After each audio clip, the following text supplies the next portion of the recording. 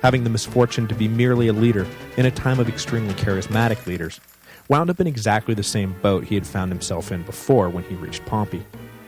His army defected en masse, and the consul was once again forced to flee without an army left to lead. As 83 drew to a close, the Senate leadership knew the noose was drawing close around their necks. So, along with one of Cinna's old co-consuls, Papirius Carbo, they elected 26-year-old Gaius Marius the Younger in an attempt to boost the morale of his father's old supporters. But the younger Marius was not his father, and besides, it is doubtful even the old man in his prime could stop Sulla now. The campaign season of 82 opened with Metellus Pius arriving with his army in North Italy, where he rendezvoused with Pompey. The newly elected consul, Papirius Carbo, led an army north to face them, while Marius the Younger built an army to face Sulla who, it was clear, would soon be marching on Rome itself. Marius found willing recruits among the Samnites, who feared the return to power of the reactionary conservative wing of the Roman aristocracy. They had only recently been granted full rights in the aftermath of the Social War, and had no intention of seeing their natural allies in Rome, the Marian Populares, ousted from power. Would the conservative Sulla rescind the suffrage they had so recently won in his inevitable post-victory reorganizations? They had no desire to find out. With the Samnites on board, Marius would now at least be able to make a go of it against Sulla, who thus far looked indestructible. Of warding off Sulla's onslaught. This was not to say they were not capable, just that they were facing some of the most accomplished generals in Roman history. In the north, Carbo was defeated by the combined army of Pompey and Metellus, and withdrew to Etruria, where he at least hoped to prevent them from marching on Rome. In the south, Sulla and Marius the Younger met and fought a prolonged battle, but as was the case throughout this civil war, defections cost Marius too many men, and he was forced to withdraw behind the walls of a local allied city. Leaving a siege force in place, Sulla marched north to Etruria, where he planned to crush Carbo and then sweep into Rome. Sulla, however, was unable to dislodge Carbo from his position, but it was clear to the beleaguered consul that he would not be able to hold out forever, and for all intents and purposes, Italy was in the hands of Sulla already. Rather than make a last stand, Carbo slipped out the back and fled, spending the next year hiding out in the small islands off the Sicilian coast. In November of 82 BC, an army of Samnites emerged to relieve Marius and his trapped army, but they were unable to break the siege. So the Samnite general tried a different tack and ordered his army to march straight for Rome. Dismayed that this enemy army was in a position to actually capture the capital city, Sulla swept in from Etruria to stop their advance. The two armies faced each other just beyond the Colline Gate in Rome's northwest quadrant. The ensuing battle was a massive and desperate struggle between two forces who felt their very existence at stake. No victor emerging from a civil war can afford to keep their rivals alive for long. Post-war purges are usually swift and brutal. In the Battle of the Colline Gate, Crassus famously secured victory for Sulla by routing the left wing of the Samnite line. Sulla's army was able to engulf the enemy and destroy them. In all, it is estimated that 50,000 died in the fighting. Marius the Younger, upon hearing the news, committed suicide while still under siege. Sulla now stood alone, the undisputed master of Rome. The victorious general and the cowed senate that welcomed him into the city, though, were not content to simply let his newly won power go as a tacit understanding between the people and their new master. The nudge-wink dictatorships of Marius and Cinna would not do for Sulla, and the Senate proclaimed him dictator. But this would be no standard-issue 6-month constitutional dictatorship. No, Sulla's dictatorship, in an unprecedented development, would have no term limit. Thus, Sulla became Rome's first dictator for life, and the doomsday clock of the Republic moved closer to midnight. Though there were some high-minded reforms Sulla had every intention of carrying out with his newfound unlimited power, he began his reign in true Machiavellian fashion. Machiavelli, of course, advises that a prince who has entered office through revolution, conquest, or coup ought to first eliminate all rival claimants to the throne. If one succumbs to compassion too soon, those rival claimants will become centers around which opposition can rally, forcing the prince to initiate ever-escalating cycles of civil repressions that will make him unpopular with the people and lead to his downfall. Better to get all the bloodshed and terror out of the way early. That way there will be no opposition to worry about. The people will soon forget the initial horror and regard the later, mild disposition of the prince to be a true reflection of his character, and he'll remain popular and, most importantly, in power. Machiavelli pointed to the example of Sulla as the living embodiment of this theory. Dictator for Life Sulla posted in the Forum a list of Marian partisans, 1,500 men of the aristocracy he considered to be enemies, and therefore now enemies of the state. He announced rewards for killing or capturing the proscribed, among whom were 40 senators. In the reign of terror that followed, the murderous frenzy ultimately engulfed some 9,000 men, women, and children, most of whom had nothing to do with the rivalry between Marius and Sulla at all. Have you had your eye on your neighbor's house for a while? Want to get out from under a crushing debt? Want to bury a business rival?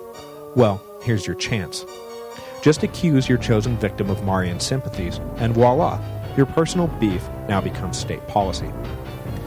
The killing went on for months, and all of Rome lived in fear of waking up and finding their names on the proscribed list, either for real or imagined reasons. In a fun twist, there was also nowhere for the condemned to turn, as harboring the proscribed was itself a capital crime. One young man in particular found himself in this unenviable position by virtue of having married the daughter of Cinna. Young Julius Caesar hid out for months, hopping from house to house, sheltered by pro-Sulla relatives who begged the new dictator to allow the young man to live. Sulla eventually relented to their entreaties, but with famous reluctance. Sulla could see that the ambitious young noble was dangerous.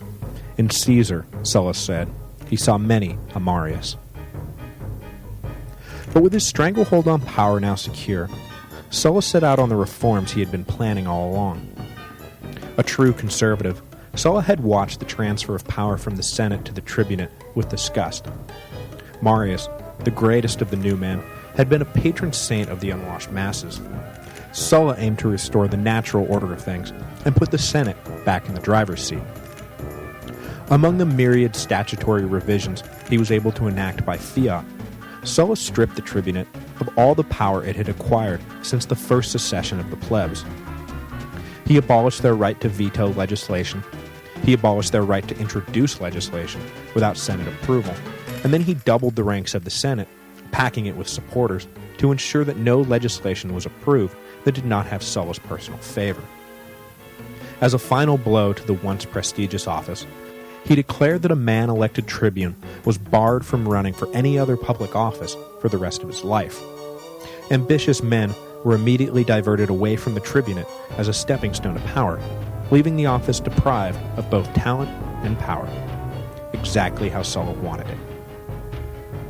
But where would all those ambitious men go? Well, according to Sulla's new order of things, honorum, literally translating into the course of honor. Prior to Sulla, the path to the consulship had had its traditional steps, but nothing was written in stone. Sulla decided now was the time to literally write the steps in stone, in part to ensure that the eventual leaders of Rome had the requisite experience necessary to handle the responsibilities of state, but also in part because he wanted to draw out the process. A certain ambitious 24-year-old general named Pompey was already beginning to fancy himself one of Rome's leading men, so Sulla moved the consulship, by law, at least 15 years in Pompey's future. The new path to power would start with at least 10 years of military experience, beginning when a man was 20 years old and eligible to hold the office of military tribune, a quasi-political leadership position within the legions.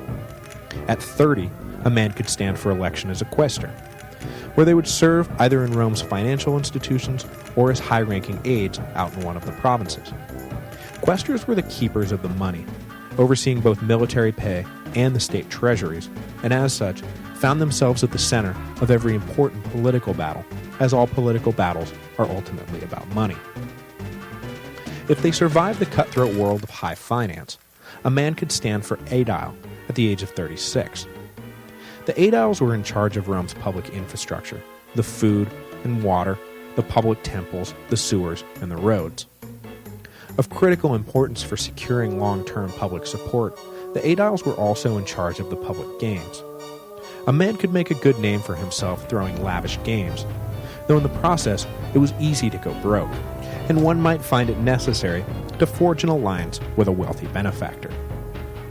The aedileship was not a required step, but it afforded the first opportunity for a man to become well known to the general public. At 39, if he had not gone broke entertaining the masses, one could become a praetor, of whom 6 were to be elected each year.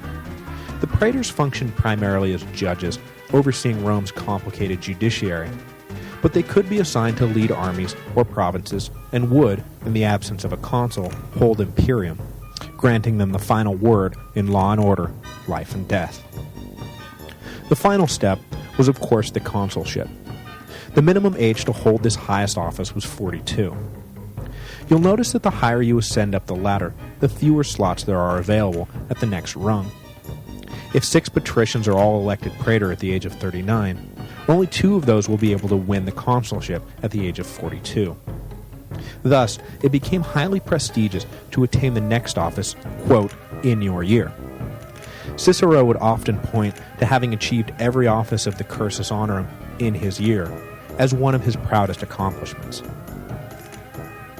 Now, obviously, not every man could pass through the entirety of this course, and one might be tempted to say, hang out in the quaestorships for a while and build a base of power by controlling the purse strings. To prevent this, though, Sulla again brought to bear the oft-enacted but oft-ignored statute that a man must wait 10 years before holding the same office again. He also threw in the caveat that the year after holding a particular office, the official in question must spend a year in the provinces as a pro-praetor or a pro-consul or what have you. The intent here is obvious to physically remove the previous year's office holder from the city of Rome to prevent them from further cultivating any relationships they had acquired while in office. Sulla hoped that his reforms would put a stop to ambitious men skipping ahead in line or building independent bases of support from which they could launch attacks on the Senate and the Republic in general. Sulla honestly believed that he had made his own career an institutional impossibility and hoped to be the only dictator for life Rome ever saw. And speaking of dictator for life, in 80 BC, believing that he had set the ship of Rome on a safer course by re-empowering the Senate, Sulla announced that he would be stepping down from his office at the end of the year, and normal consular elections would resume. It was a decision that came as a shock to the entire empire, and a decision that Julius Caesar would never be able to fully wrap his head around, often mocking Sulla in later years for not realizing what he had and for his naivete in believing that Rome had seen the last of its absolute dictators. Sulla was not quite ready for retirement, though, and decided to stand for election as consul the next year, and was, of course, elected. But after this year in legitimate office was complete, he really did retire to his country villa, where he worked on his autobiography and tended to his garden, leaving public life behind for good. Sulla was a complicated man, and his peaceful stepping away from power tells us as much about his character as his violent seizure of power a few years previously does. The bloodthirsty tyrant who had overseen the mass murder of over 9,000 people was also the humble old man